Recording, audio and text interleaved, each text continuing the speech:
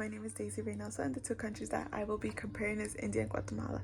Starting off with Guatemala's background information, Guatemala is a very beautiful, diverse country. Guatemala does use a lot of agricultural resources around them. They also trade with other countries around them. Their main resources that they use is coffee, corn, sugarcane, and bananas. The first indigenous group to arrive to Guatemala were the Mayans, and the Spanish came in 1524, and Guatemala didn't gain their independence until 1821. The Mayan ruins still exist and are cherished by Guatemalans and tourists. If you do disrespect the Mayans ruins, you will be facing jail time, or you will have to pay back a certain amount of money for disrespecting their culture. They do value their culture and traditions and religions a lot. Elections are held just like in the US. Guatemala does have a vote of no confidence. So if the citizens believe that the president or someone in the government is not representing them correctly, then they will have them removed. They will either gather together, protest, or get some signatures to remove that certain person. They have separation of powers, checks and balances. So they have three branches: the judicial, exclusive, and legislative branch. They work together to keep order and make sure the citizens are protected and pass or create laws. The main religion that is practiced in Guatemala is Catholics. They're mostly Catholics, so they do practice that religion. The language that is spoken in Guatemala is Castellano. Few people do know the language Quiche, which comes from the Mayans. The Mayans were very intelligent, kind-hearted people, and were very good at math, and were very artistic and used every natural resource they had around them to make sure that their people survived, had food and clean water. They do suffer of high poverty and have inequality. Now I'm going to be talking about India's background information. India does have greenhouse powers. They do care a lot about the planet and make sure that they have a control on climate change. They make sure that their people clean up after themselves and appreciate everything that Mother Nature has given them. India was able to gain their independence from the Great Britain in 1947. India is a parliamentary and semi-presidential system and is one of the largest democratic countries and is very diverse. They have electrical authoritarian regime types and have three branches like the US: the legislative, exclusive, and judicial branch. The current president of India is a woman. The religion that is most practiced in India is Hinduism, Christianity, Islam, Buddhism, Judaism, which is practiced in India. There is other religions that is practiced in India, and everything ties back to the caste system and how everything is run in India, which I will be talking about in a few minutes. Both of these countries suffer of poverty just like any other country, but comparing India and Guatemala, the country that mostly suffers of poverty would be Guatemala. The caste system that they use in India really is very dehumanizing. Many people that are in the lower of these caste systems are being dehumanized, or have limited to resources,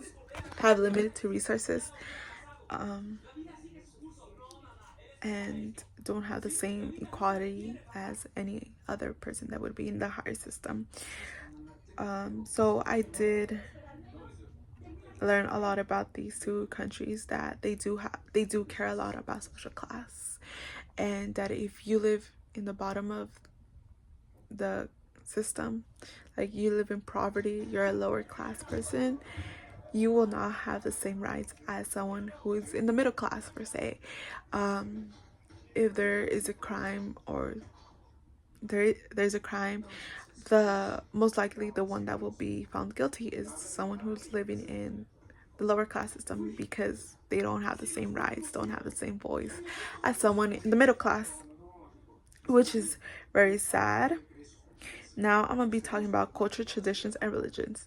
So both countries do have similar opinions when it comes to cultures and traditions. They appreciate their ancestors, the set of laws they have set for them, and they do follow this set of laws.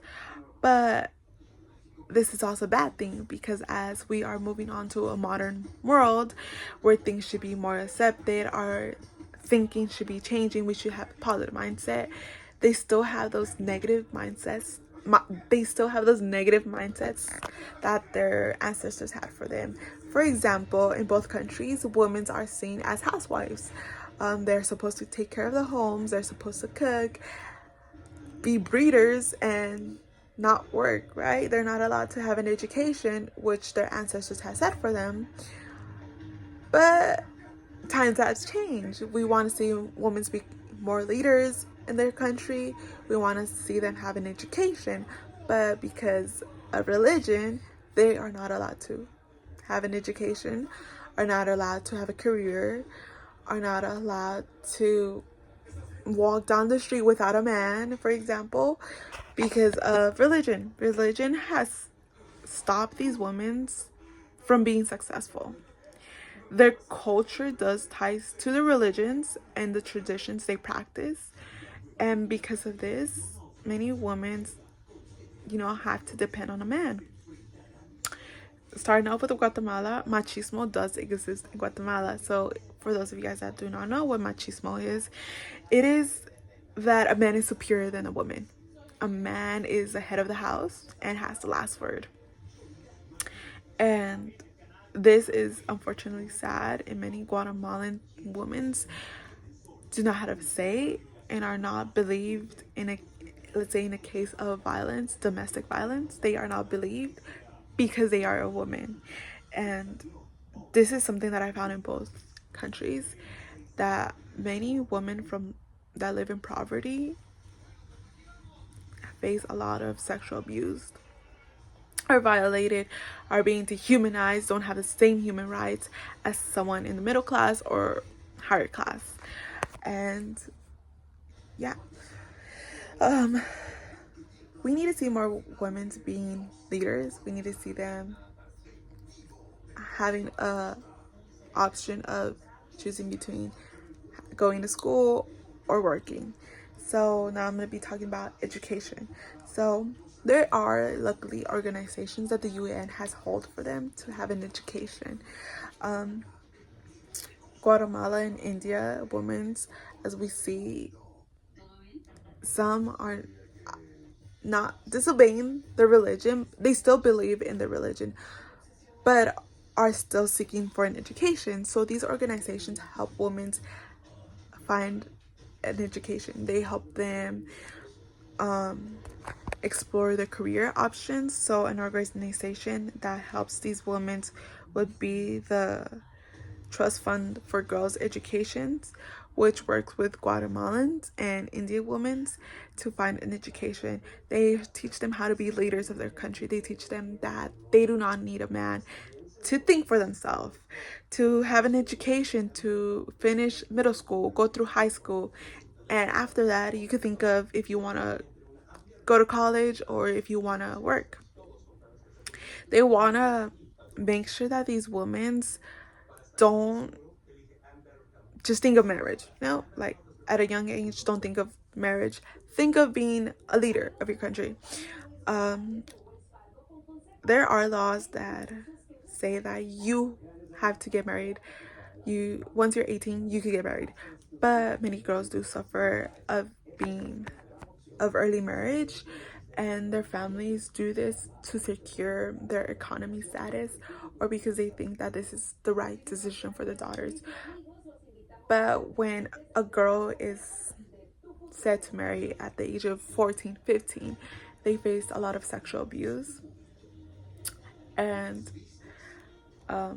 violence, and these women unfortunately do not have access to an education. And as I said, they're just seen as having babies and are seen as housewives.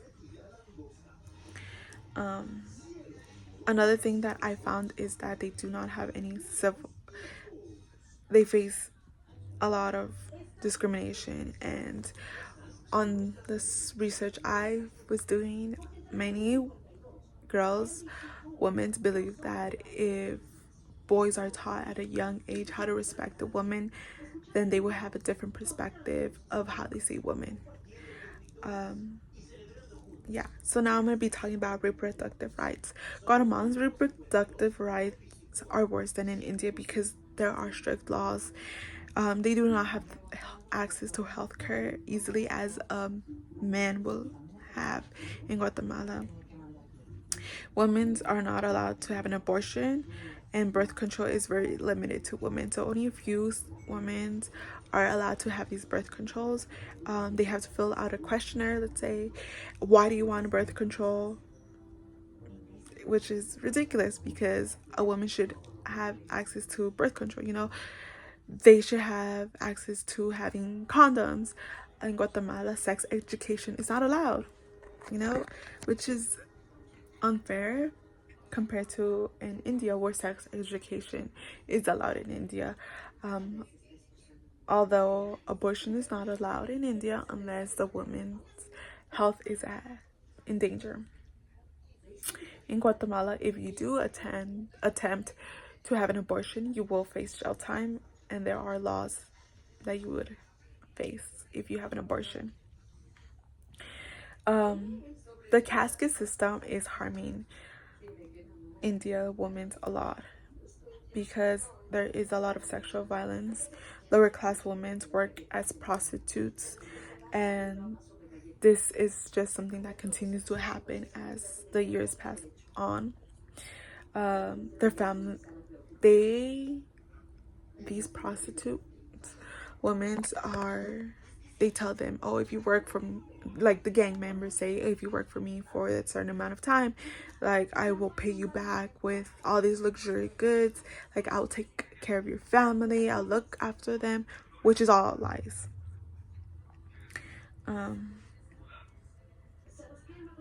So what I learned from both of these countries is that they have very little limited access to reproductive rights. They don't have reproductive rights. They have very little access to healthcare, to birth control. Guatemala doesn't have access to sex education, while India does. They are leaders that are trying to help these women in their country. As I said, India currently has a woman president, and she is trying to work to have more women being in the government system because she was taught from a little girl that she should be a housewife, and she thought to herself, no, I am going to break barriers, and I am going to break this generational trauma of women just being housewives.